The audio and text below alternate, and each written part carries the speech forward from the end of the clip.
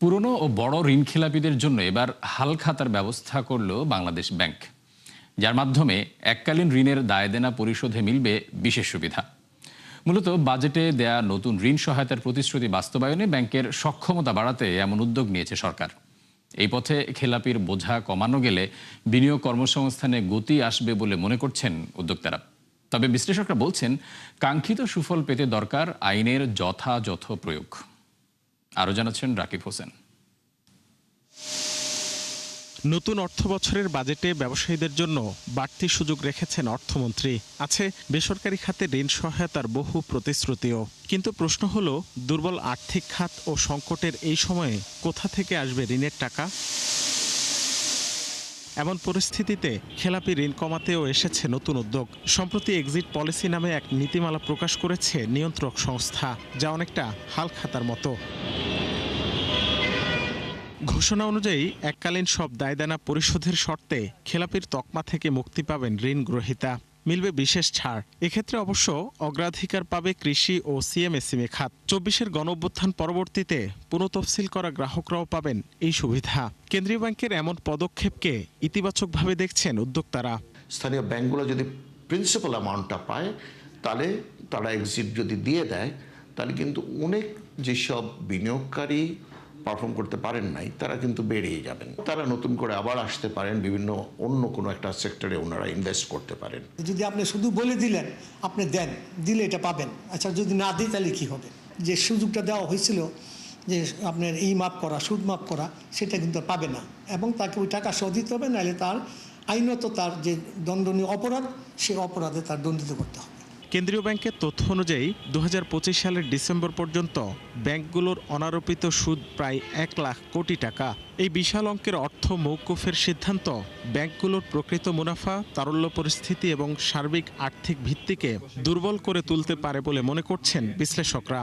এজন্য আইনের যথাযথ প্রয়োগ এবং কঠোর নজরদারির আহ্বান তাদের। যিনি নাকি ইচ্ছাকৃতভাবে ঋণ খেলাপি হয়েছিলেন, তার বিভিন্ন অ্যাসেট গড়ে তুলেছেন, দেশের থেকে অর্থ বাইরে নিয়ে গেছেন, এবং তিনিও এটার জন্য অ্যাপ্লাই করতে পারেন, এবং ব্যাংক এটাকে দেখতে হবে যে তার কি কোল্যাটারাল আছে কিনা, অন্য কোনোভাবে আদায় করার সুযোগ আছে কিনা। আমার মনে হয় যে এখানে ব্যাংকেরও অনেক দায়িত্ব থাকবে। যে যারা ব্যাংকের থেকে ঋণ নিয়ে শিল্প পরিচালনা করেন, যারা শ্রমিক কর্মকর্তা কর্মচারীদের বেতন ভাতা নিয়মিত পরিশোধ করেন, যারা ব্যাংকের ঋণের কিস্তি নিয়মিত পরিশোধ করেন, তাদের ক্ষেত্রেও এই ধরনের একটা আমি কি বলবো ছাড় বলি, প্রণোদনা বলি থাকা উচিত। ঋণের দায়দেনা পরিশোধের বিশেষ এই সুবিধা থাকবে চলতি বছরের ৩১ ডিসেম্বর পর্যন্ত।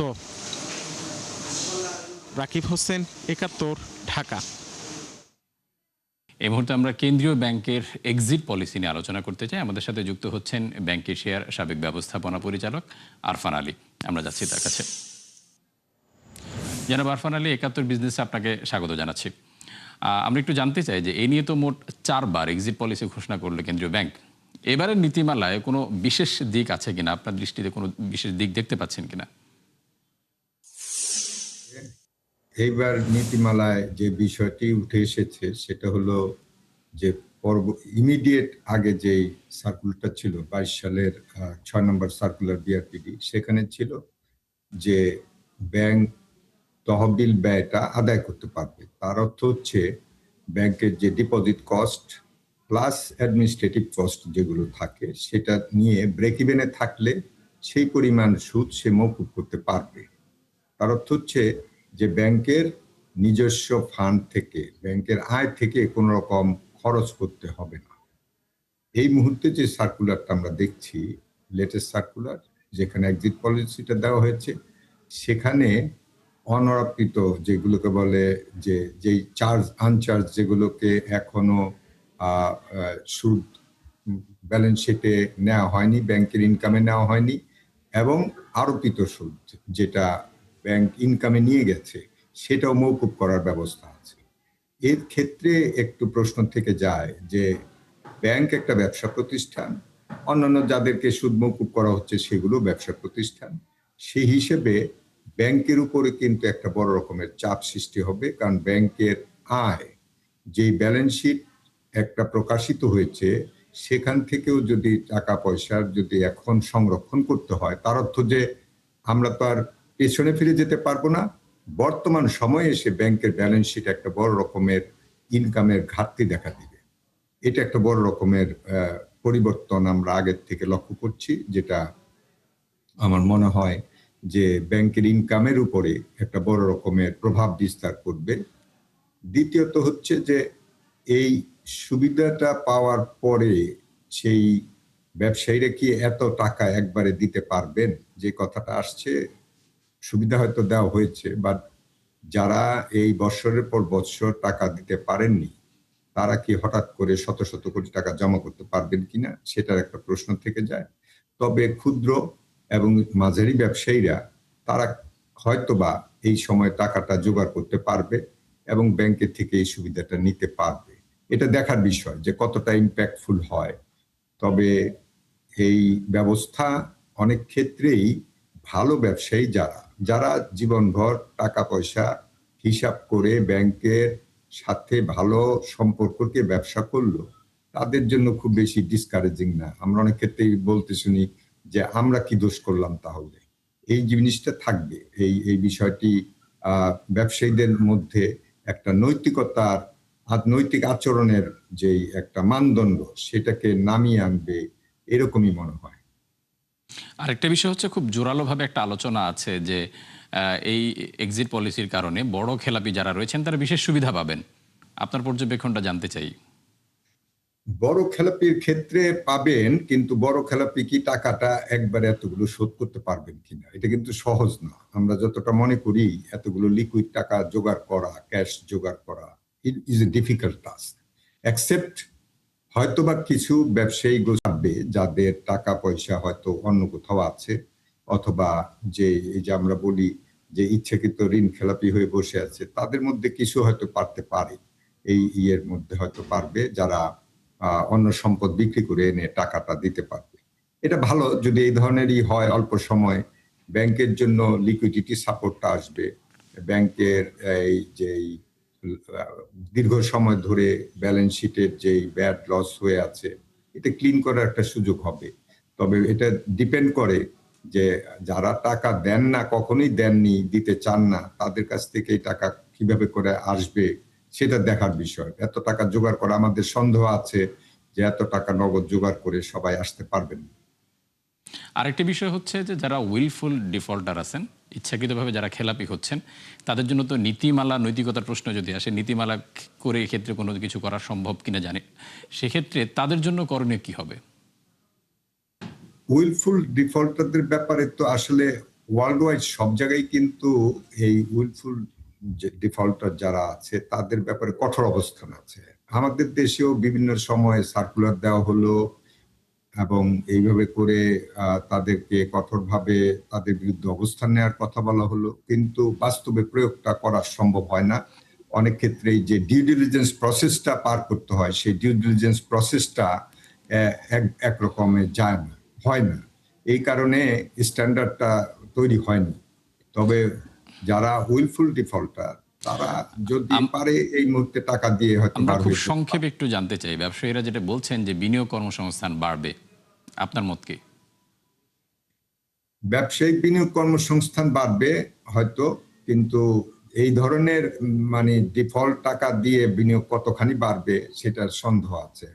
সব ক্ষেত্রে এটা হয়তো প্রযোজ্য নাও হতে পারে। জনাব আরফান আলী, আপনাকে অসংখ্য ধন্যবাদ একাত্তর বিজনেসকে সময় দেওয়ার জন্য। দর্শক, কেন্দ্রীয় ব্যাংকের এক্সিট পলিসি নিয়ে আলোচনা করছিলেন ব্যাংক এশিয়ার সাবেক ব্যবস্থাপনা পরিচালক জনাব আরফান আলী। আমরা যাচ্ছি পরবর্তী প্রসঙ্গে। বাজেট ঘিরে সংস্কারের প্রত্যাশায় ইতিবাচক দেশের পুঁজিবাজার। গেল এক মাসে ঢাকা স্টক এক্সচেঞ্জের প্রধান সূচক বেড়েছে 200 পয়েন্টের উপরে। দৈনিক লেনদেনও ফিরেছে 1,500 কোটি টাকার ঘরে। তবে বাজার সংশ্লিষ্টরা বলছেন শুধু সূচকের উত্থান নয়, প্রয়োজন ভালো মৌল ভিত্তির কোম্পানি। এছাড়া কার্যকর নিয়ন্ত্রণ এবং কাঠামোগত সংস্কারও জোর দিচ্ছেন তারা।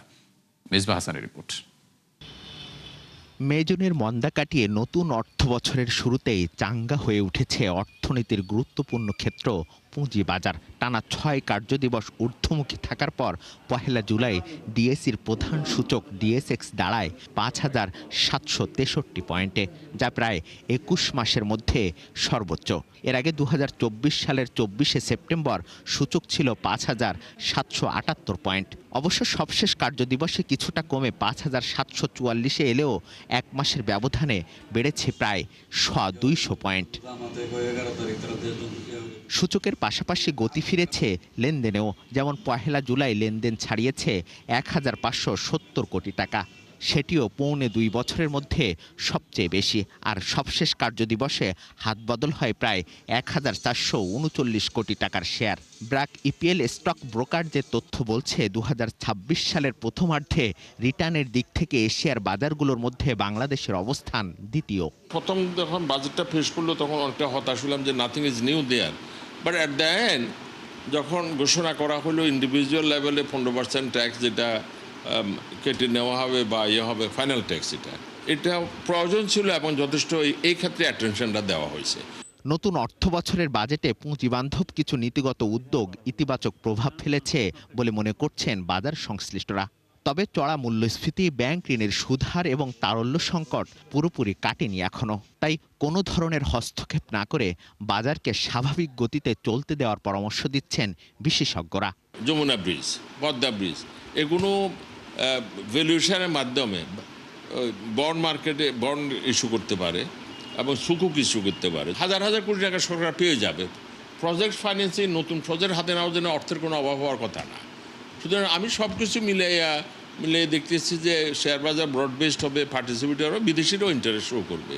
দে will make it functional, they will make the capital market of Bangladesh participatory, they will make it transparent. তো এবং এটাকে লং টার্ম পুঁজির জন্য হাব হিসাবে ব্যবহার করা হবে। শক্তিশালী পুঁজিবাজারের জন্য কর্পোরেট অর্থায়ন সহজ ও দীর্ঘমেয়াদী বিনিয়োগের সংস্কৃতি গড়ে তোলার তাগিদ বিশেষজ্ঞদের। মিসবাহ হাসান, 71, ঢাকা। আমলাতান্ত্রিক জটিলতা কমাতে উদ্যোগ নিয়েছেন মার্কিন প্রেসিডেন্ট ডোনাল্ড ট্রাম্প। এজন্য 702টি প্রশাসনিক বিধান বাতিলের সিদ্ধান্ত নিয়েছেন তিনি। দায়িত্ব নেওয়ার পর থেকে নতুন একটি আইন পাশের বিপরীতে 10টি পুরনো আইন বাতিলের যে নীতি গ্রহণ করেছিলেন, তারই ধারাবাহিকতায় এমন পদক্ষেপ মার্কিন প্রেসিডেন্টের। প্রশাসনের দাবি, এসব নিয়মনীতি বাতিল করলে বিনিয়োগের পাশাপাশি বাড়বে কর্মসংস্থানও, যাতে অর্থনীতিতে আরও গতি সঞ্চার হবে। হোয়াইট হাউসের হিসাব বলছে, সেপ্টেম্বরের মধ্যে পরিকল্পিত সব নিয়ম বাতিল করা গেলে সাশ্রয় হবে প্রায় $1.5 ট্রিলিয়ন। দর্শক, 71 বিজনেসে এই ছিল এখনকার মতো। এতক্ষণ সাথে থাকার জন্য ধন্যবাদ সবাইকে।